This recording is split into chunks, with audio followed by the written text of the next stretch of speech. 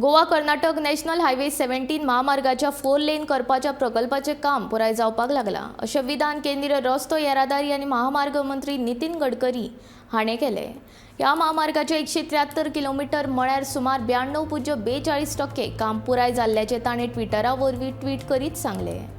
वट्ट 187 किलोमीटराचो हो महामार्ग म्हळ्यार अस्तंत आनी दक्षिण गोंय हांचे मदलो दर्या देगेवयलो महत्वाचो आनी भारतांतल्यान सुंदर महामार्गांतलो एक अशें तांणी ह्या ट्विटान म्हणलां।